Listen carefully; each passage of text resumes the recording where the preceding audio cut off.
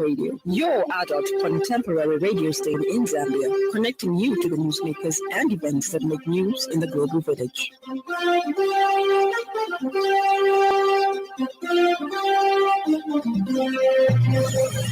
Good evening, this is the 5FM Radio Main News, the headlines. Copperbelt Minister inspects progress at Sakanya border facility. Zambia records 38,712 road traffic accidents in 2025. And European military personnel arrive in Greenland as Trump says US needs island.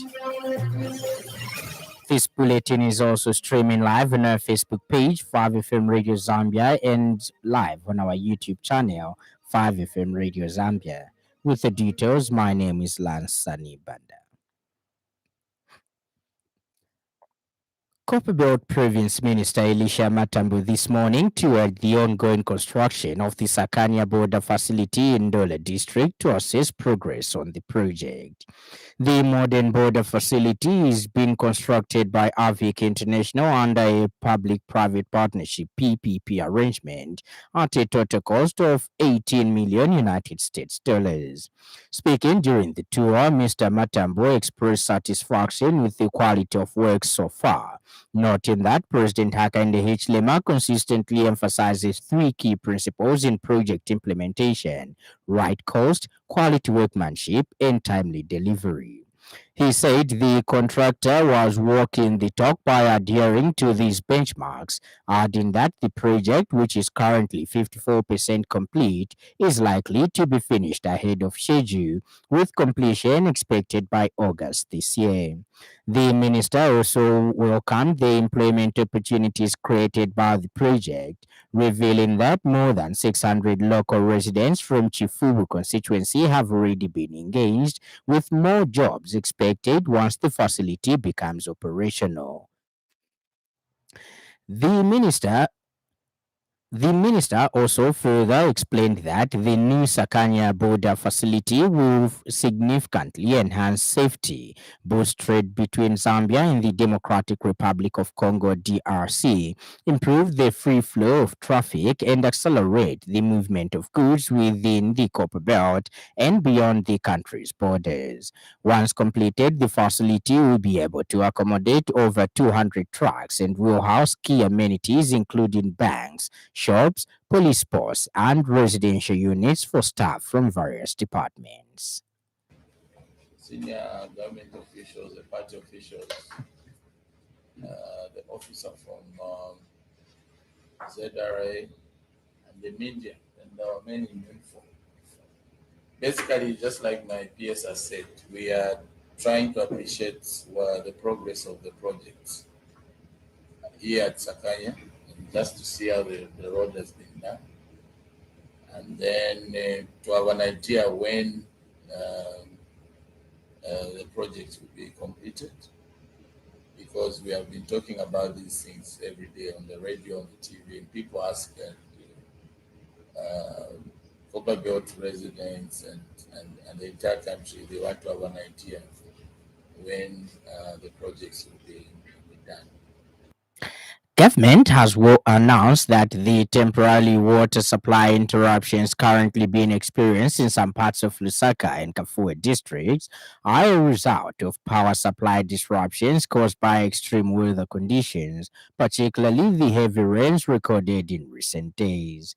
Minister of Water Development and Sanitation Collins Zovu said the adverse weather affected electricity infrastructure, which in turn disrupted the operation of key water supply facilities, leading to reduced water production for distribution to consumers. Mr. Nzovu explained that the power disruption specifically impacted the Iolanda and Kaseba water treatment plants in Kafue, resulting in water shortages in areas connected to the Kafue water supply system, despite the plants being technically ready for operation. He said government is pleased to inform the public that engineers from the Lusaka Water Supply and Sanitation Company, LWSC, and ZESCO Limited have been working collaboratively to address the situation. As of this morning, power supply to both the Islander and Kaseba water treatment plants has been successfully restored and water production has since resumed. The minister added that engineers will continue to closely monitor the systems to ensure stable operations and a gradual improvement in water supply as normal service is restored.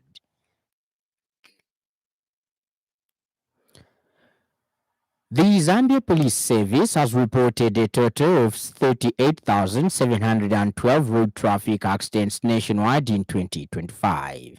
Of these, 2,068 were fatal, resulting in 2,567 deaths. There were also 3,687 serious accidents, leaving 7,045 people seriously injured and 7,560 minor accidents, with 11,166 people sustaining minor injuries. Additionally, 25,397 accidents were classified as damage only cases, bringing the total number of casualties for the year to 20,778. In a statement, Police Public Relations Officer Godfrey Chilabi said Lusaka province recorded the highest number of accidents with 20,230 cases, followed by Copperbelt province with 4,988, while Western Province recorded the lowest at 731 cases. Mr. Chilavi also revealed that a total of 182,054 road traffic offenses were recorded in 2025, with Copper Belt running at 38,633 and Lusaka with 36,607, reporting the highest numbers, and Western Province 6,083, the lowest. Compared to 2024, the figures show a notable increase. In 2024, 35,731 accidents were recorded, meaning 2025 saw an increase of 2,981 accidents, representing an 8.3% rise. Most accidents occurred in the fourth quarter of 2025, with 10,400 cases, followed by the third quarter, 10,126, second quarter with 9,377, and the first quarter with 8,809. The Zambia Police Service has announced that it will step up road safety strategies in 2026 to reduce accidents and enhance public safety on the country's roads. Signs and signals, admission of guilt fines. In 2024, 146,432 road traffic offenses were recorded, with 74,371,515 kwacha collected as admission of guilt. In 2025, offenses increased to 182,054, with 82,276,643 kwacha collected, a rise of 7,905,128 kwacha, representing a 24.3% increase in offenses and a 10.6% rise in revenue collected.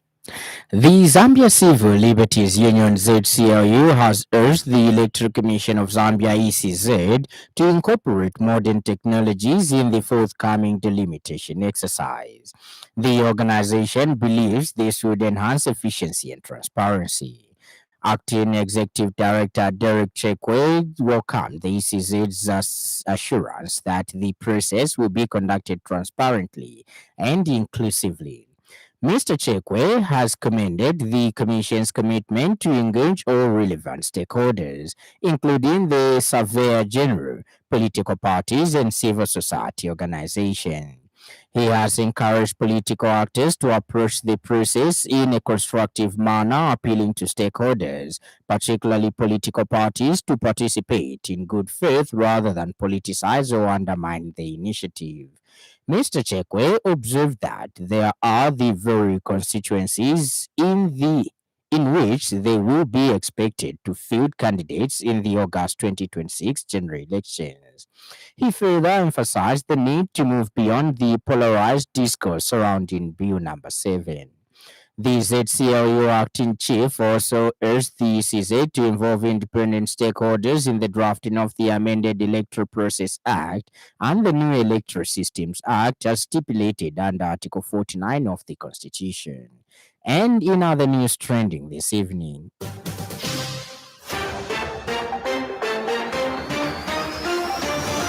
the Ministers of Energy of Zambia and Tanzania are today meeting in Dar es Salaam for a high-level bilateral engagement focused on petroleum-related matters, reaffirming the two countries' commitment to sustained cooperation in the energy sector.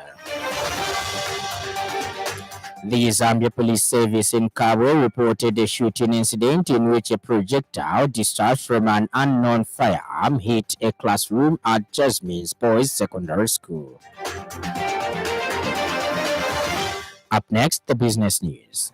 5FM Radio Business News. We mean business. Keep you current in commerce, trade, and industry, local and global. It's our business to keep you informed about business. The Lusaka City Council, LCC, has recorded a significant increase in business levy applications, receiving a total of 51,333 applications between 1st January and 31st December 2025. The development reflects Lusaka's growing and vibrant business environment, as well as the council's continued efforts to provide a conducive atmosphere for business operations in the city. According to LCC Public Relations Manager Chola Mwamba, the council has also received 24,089 renewal applications for business levies for 2026, a move she says demonstrates the commitment of business owners to comply with regulatory requirements. Ms. Mwamba emphasized that business permits are a mandatory requirement for all entities operating within Lusaka, noting that the measure ensures businesses operate in an orderly and safe manner while safeguarding public well-being. She further revealed that the council recorded a high number of applications from the liquor business sector. However, between 1st January and 31st December 2025, the council issued 4,012 liquor licenses, indicating a strong demand for liquor-related businesses in the city. Ms. Mwamba has since urged all traders dealing in liquor to ensure they obtain valid liquor licenses from the council, in line with the Liquor Licensing Act number 20 of 2011. In view of the high number of liquor licenses applications, the Lusaka City Council has also cautioned traders against engaging in illegal liquor sales, particularly from residentials. That ends our business news, and in foreign news, a 15-strong French military contingent has arrived in Greenland's capital, Nuuk, as several European states sent soldiers there as part of a so-called reconnaissance mission.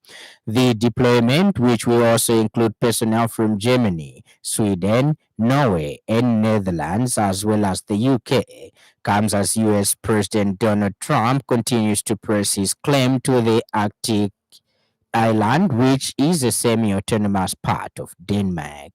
French President Emmanuel Macron said the initial contingent will be reinforced soon with land, air, and sea assets.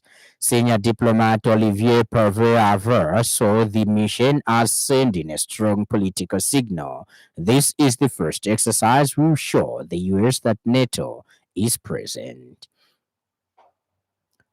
And in sports news, the Zambia women national team has been drawn in Group C alongside defending champions Nigeria, Egypt, and neighbors Malawi in the Morocco 2026 Women Africa Cup of Nations WAFCON. According to the draw conducted in Rabat this afternoon, the Copper Queens will be based in Casablanca and will use the Labi Zaouli Stadium. Group A has host Morocco, Algeria, Senegal, and Kenya, while Group B comprises South Africa, Cote d'Ivoire, Burkina Faso, and Tanzania. Group D has Ghana, Cameroon, Mali, and Cape Verde, and will be based in Fez. The Morocco 2026 WAFCON will run from March 17 to April 3rd, with the 4 semi-finalists earning qualification to the Brazil 2027 FIFA World Cup.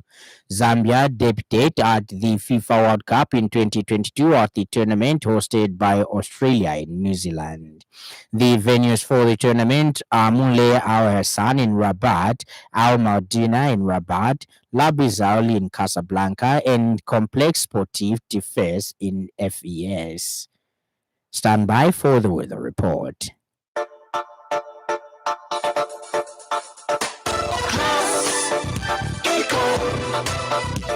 Class Econ Roofing Africa. Class Econ Roofing, plot 17100 off Katanga Road, 150 meters from Mumbwa Road, Chineka Industrial Area, Lusaka. Class Econ Roofing.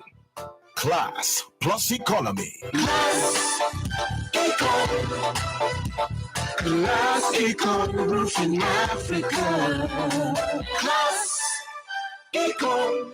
Southern, Lusaka, Central, Wapula, Northwestern, and Copperbelt provinces, including the northern parts of Western Province, mostly cloudy, windy at times, and mild with isolated rain and occasional thunder. Northern, Muchinga, and Eastern provinces, including the southern parts of Western Province, mostly cloudy, windy at times, with isolated rain and occasional thunder. Ends our weather report, and that item brings us to the end of the news. But before we go, a recap of the stories that made